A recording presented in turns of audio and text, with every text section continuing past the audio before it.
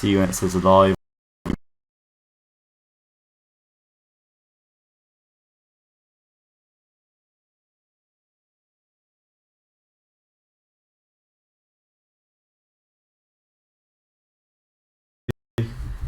Alright.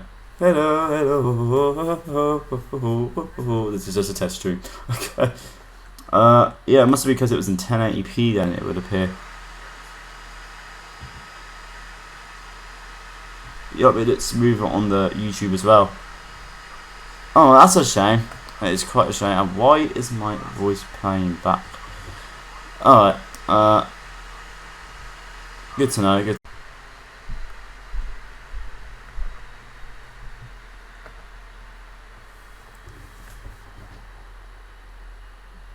Alright, hey there crewmates, how's it going? It's Myth Crew here. Okay, cool, it's not lagging again.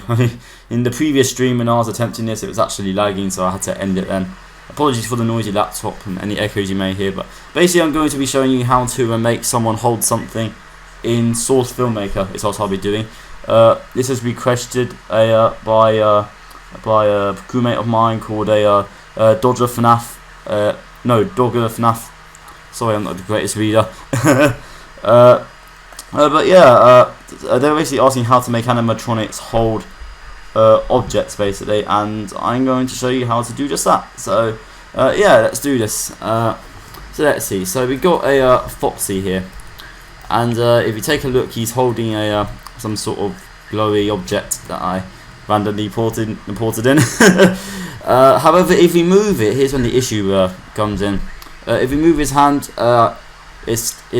the object, it doesn't follow along. If we move the lower arm or anything, it still doesn't follow along. So let's see. So how do we fix this? Well, basically, what we have to do here is that we got to select the hand bone.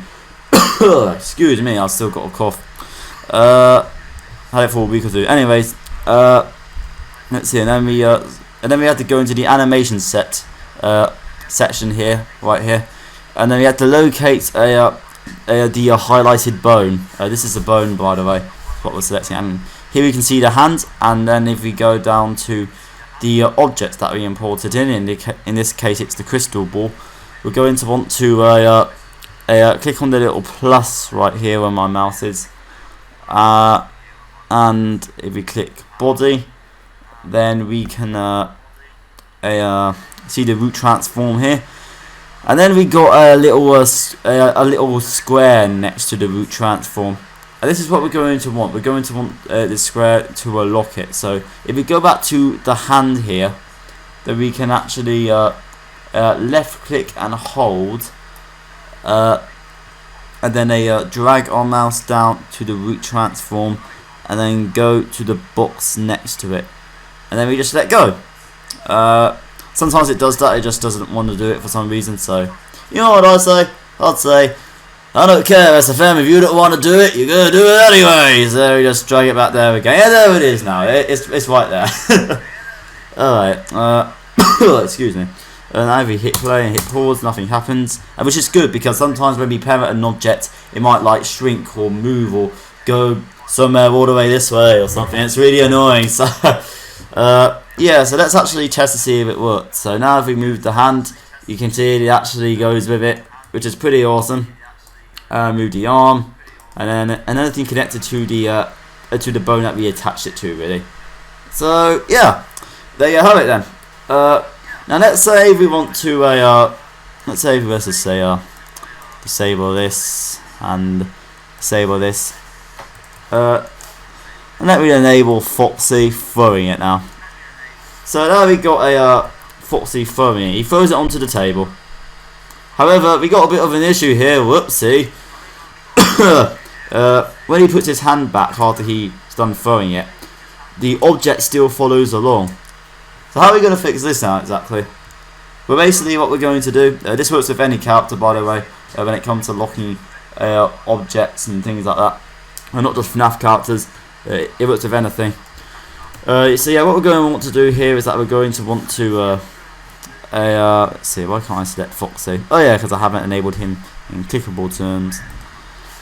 Alright, so if we select Foxy's hand here and go to the keyframe that as soon as he throws, basically, then what we're going to want to do is that we're going to want to then go to the crystal down here that we parented it to, because it's still parented, you see, it's like still following along. So we're basically going to go down to the crystal where we parented it, where we locked it. Then we're simply just going to click the little locker here, and now it's unlocked. If we move Foxy's hand, it does not follow anymore. Same applies to every single one of his bones connected to the hand. However, we still have a bit of an issue here. It still happens. So the way we're going to fix this is that we're going to go to the keyframe again that we were on as soon as he throws. We're going to we're going to want to select the bones that were causing the object to move. In this case, it's only one. And then let's see. We're going to want to go into the motion editor then, and hit M. Then that'll create a keyframe in the motion. Whoa! I saw the preview glitch for a little bit there. Hopefully that's just a preview being a glitchy preview. Either way, we're going to go back to the graph editor and then go to the frame where Foxy drops his arm. Actually, yeah, let's do that. Actually, no. Let's go back to the frame that we created, and then okay. So we're on the frame that we just created actually, and then what we're going to do is that you have these little square brackets on your keyboard. You're just going to want to click the one that's pointing to the right, and then you're going to want to go to oh no, hang on, I selected the wrong one by accident. So we had to go to the crystal ball actually, make the keyframe, which it makes a keyframe there anyway, so it shouldn't really matter. Making sure that is all selected, the entire crystal ball. We got questions time at the end, so if any of you have questions about this, then it will be at the end, so you can feel free to ask then.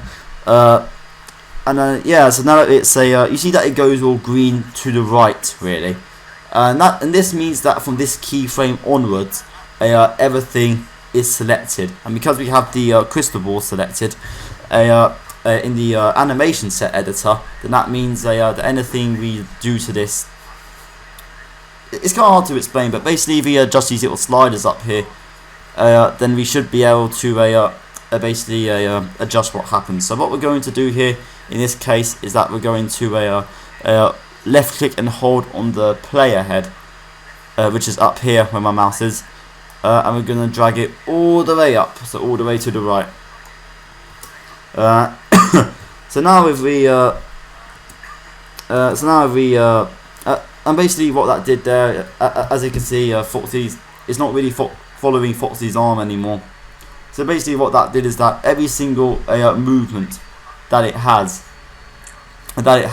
is not non-existent anymore, because we just got rid of it with the player head. So now when we look at it, Foxy throws it, and then it doesn't follow Foxy's arm anymore.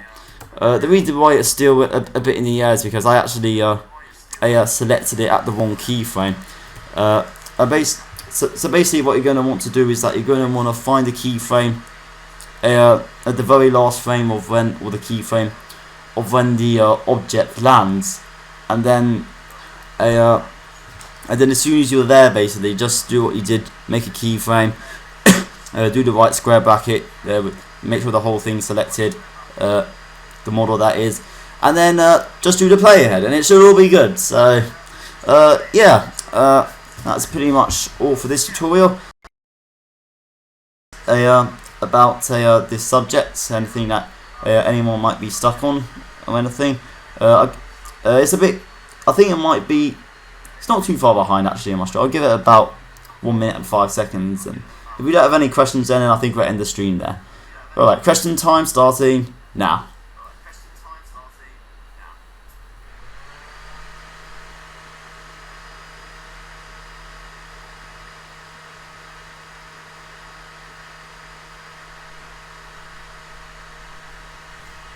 just keeping an eye on the time, just so I don't go over time. Excuse me.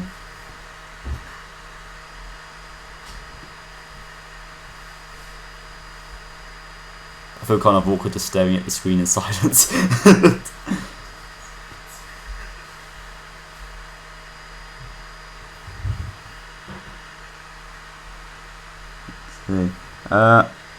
Alright, we got a question from Baby Prince Dino.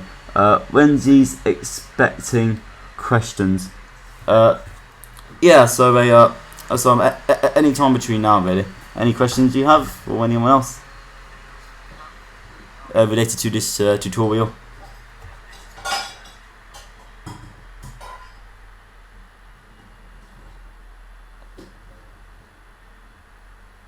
Just give anyone a little bit of time to type, just in case they are.